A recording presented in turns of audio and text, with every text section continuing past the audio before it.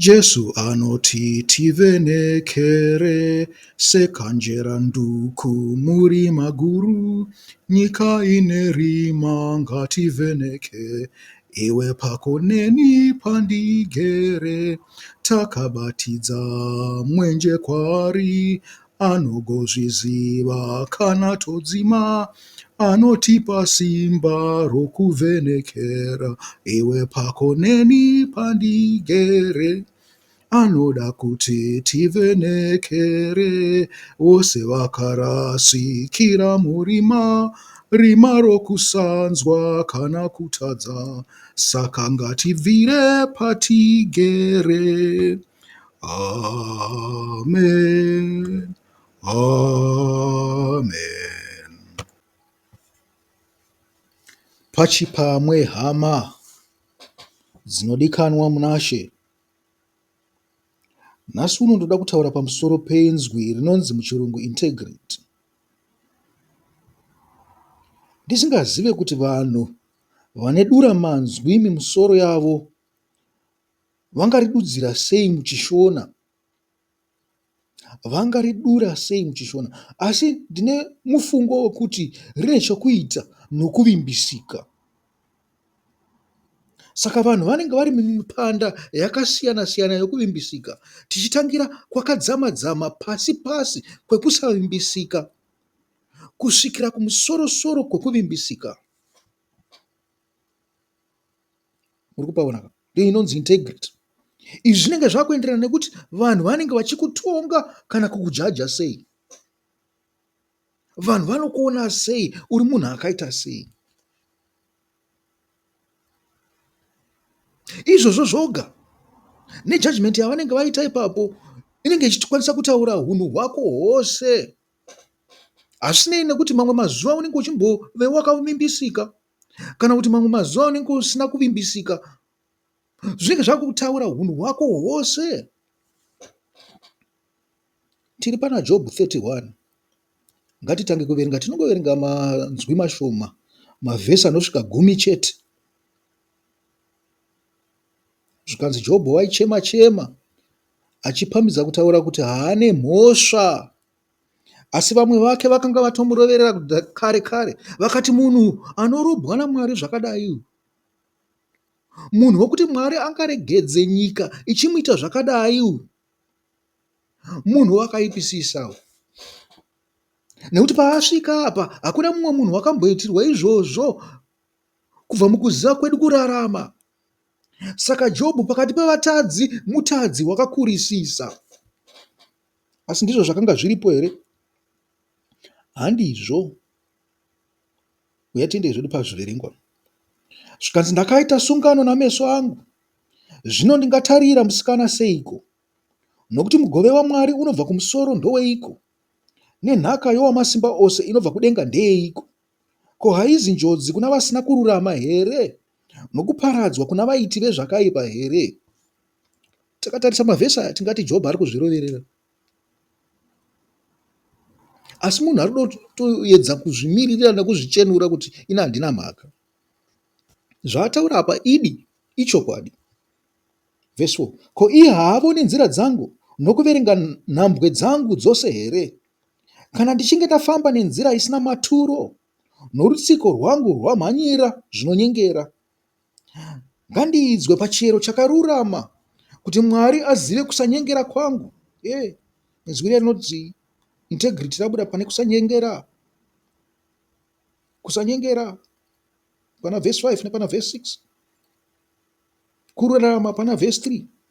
Okay, hatindiri mberi. Kana kutsika kwangu kuchinge kwatsauka panzira, nomwoyo wangu ukatevera meso angu, kana gwapa richinge ranamatira pamavoko angu, ipapo ini ndidzvare hangu, asi mumwe ngaadye. Zvibereko zvomunda wangu ngazvidzurwe. Kana mwoyo wangu uchinge wanyengerwa nomukadzi, kana ndavandira pamukova wowandaigara naye, ipapo mukadzi wangu ngaakuyire mumwe, navamwe ngavakotamire pamusoro pake. Amen.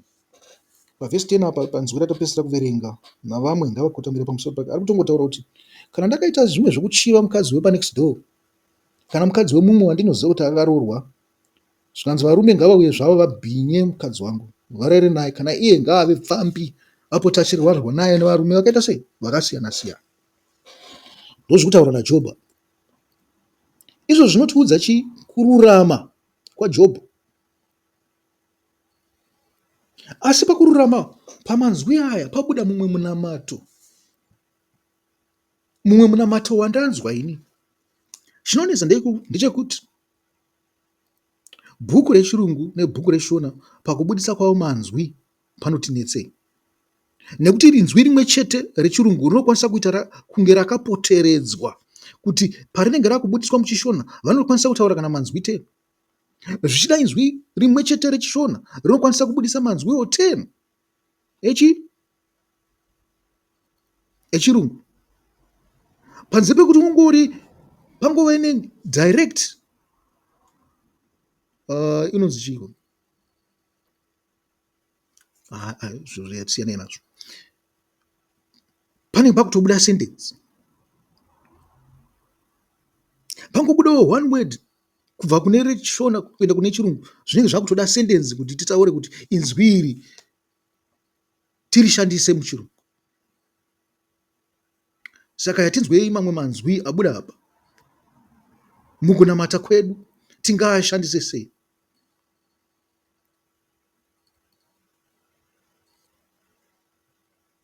Zvikanzi ndiri munhu wakatendeka naJobho, ndiri munhu wakaita chirangano naMwari,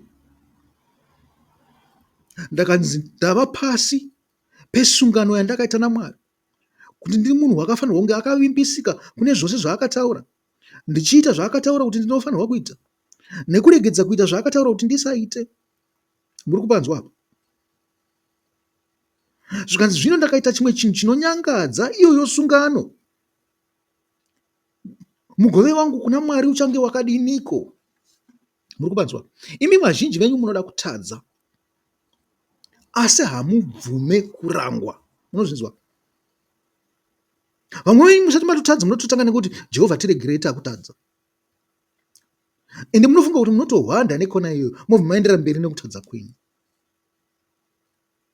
Nokuda kwemakaro enyu arimo mukati memwoyo yenyu, nokuda kwekusakwana kwenyu, munopedzisira matongoita chinhu ichocho chamuri kuvavarira kuita chakaipa.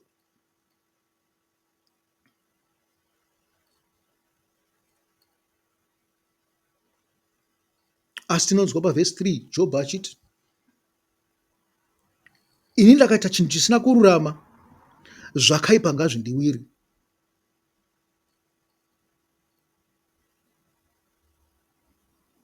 Kuva kutendeka kwavo, munhu unoda kutendeka.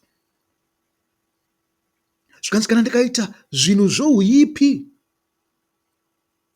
matambudziko ngaandiwire, nekuti imi munoona nzira dzangu dzose, zvino ndichagomira seiko pamberi penyu ndichinamata, ndichinyengera pamberi peungano, kana pakati peungano yomukereke, yomuchechi, yomusinagogo, ndichikunamata ini ndichinyasoziva kuti pane zvakaipa zvandakaita zvandisina kupupura.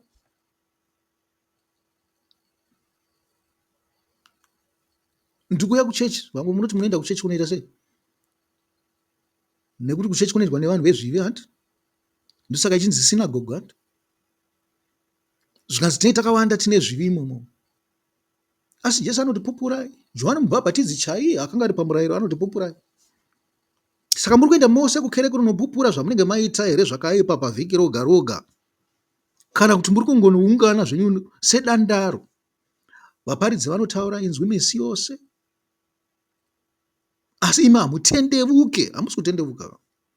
Mungatinyengera zvenyu sekunyengera kwamunozviita mumwoyo menyu kuti muri kutendeuka, asi hamusi kupupura chakaipa motendeuka. Johani Mubhabhatidzi anoti chii? Mobhabhatidzwa, muri kuenda kunobhabhatidzwa muri muzvii zvenyu, mabva mukubhabhatidzwa mokontinya muzvii zvenyu. Asi Johani Mubhabhatidzi anoti buditsai michero inoenderana nekutendeuka. Muri kupanzwa apa, hama vadiwa? Murume anonzi Jobho akanga akasiyana nemi. Hamupinde mukereke imwe chete naJobhu vanhu vakaita semini.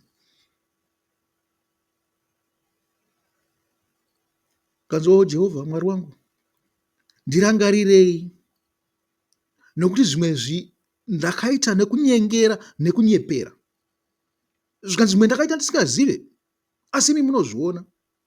Zvikanzi kana tsoka dzangu dzakamhanyira kuenda kunoita zvakaita sei zvokunyengera.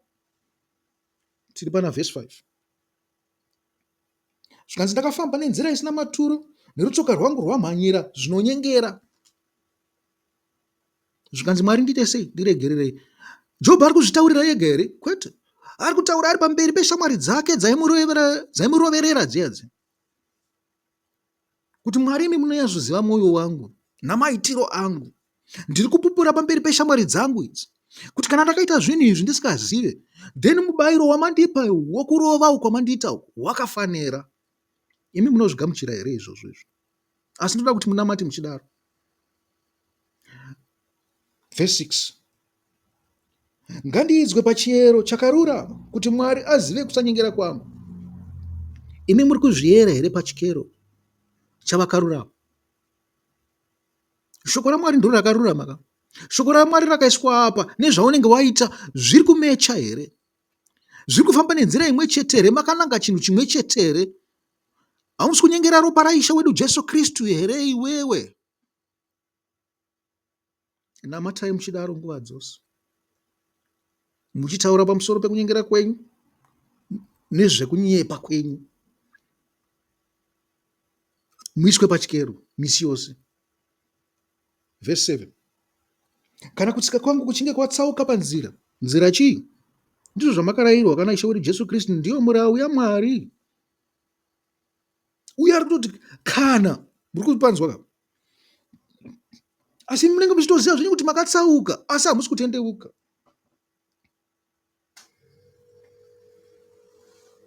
Namatai muchidaro, kana takatsauka panzira, kana meso angu akatevera zvisina maturo, kana meso angu kazi mumwoyo wangu akatevera zvaonekwa nemeso angu, fange varume mimi kana vakadzi munozviitawo zvekuswera muchichiva varume vavamwe navakadzi vavamwe, nekuita mufungo mukati memwoyo yenyu wekuti dai ndarara navo. Hamugone kudzinga here mufungo wakadai kubva mamuri? Hamugone kudzinga here mufungo wakadaro kubva mumwoyo menyu? Zviyerei pachikero, mutendeuke, mupupure pamberi pevanhu. Zvimwe mungarapwa, zvimwe Mwari angatumira mweya wake makasandurwa maitiro enyu.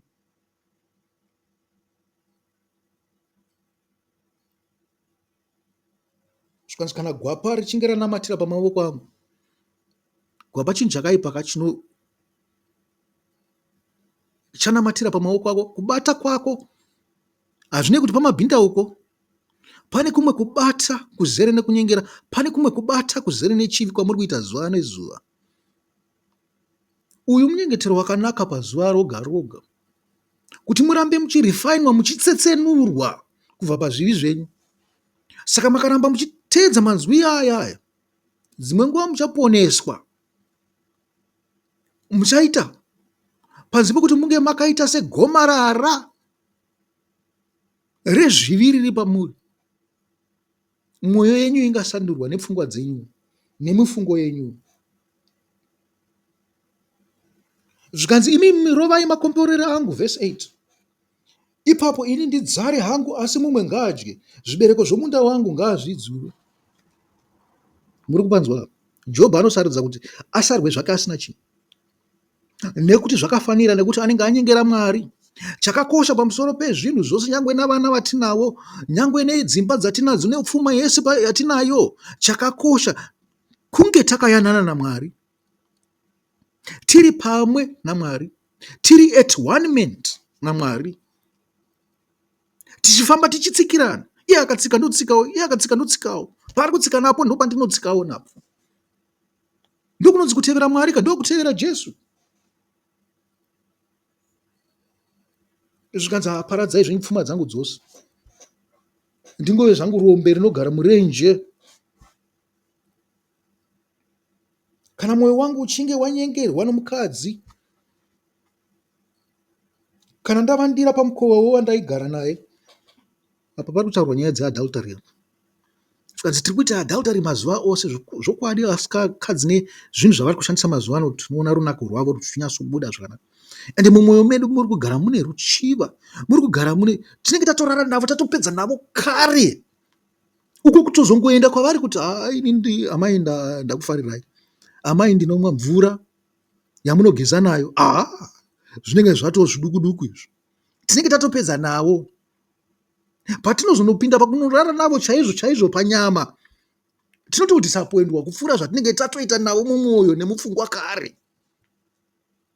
Zvekutoti ikoko hakuchatobatsira uku, kutongozadzisa zvanga zviri mumwoyo medu. Adultery irimo mumwoyo medu neruchiva rurimo, zvakatonyanyisa kupfuura zvatinotozoita panyama. Chitori chivi chikuru. Izvozvo ndo zvatoda kuti zvibviswe pamwoyo yenyu napapfungwa dzenyu. Murangarire munamato uyu pamunenge muchinamata mazuva ose. Ipapo mukadzi wangu ngaakwire mumwe navamwe ngavakotamire pamusoro pake. Kana muchida kuziva kuti murume anopenga, ndokunge mukadzi wake achirarara nevamwe. Angarove mukadzi wake, asi anenge akatsamwira vaya vari kurara nemukadzi wake. Asi Jobho ari kuti aiwa, zvakafanira, nekuti kana ndatongorita ruchiva nemaziso angu kune mukadzi wemumwe.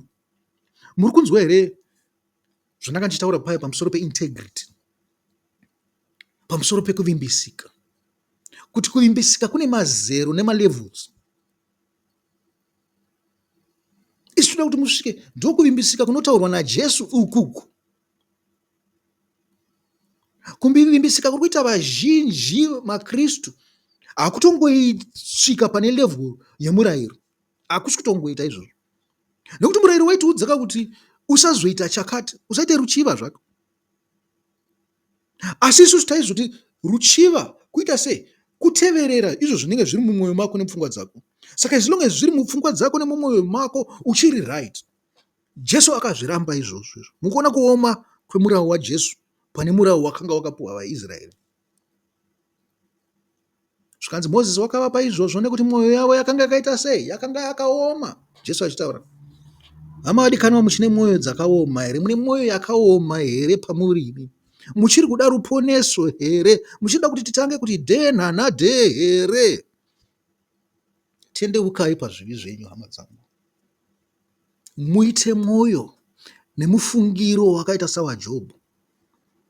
Zvichida Mwari angatiregerera akaponesa nyika yedu. Naiwawo mashoma ndoti akwana anasi. Mwari akuropafadzei. Amen.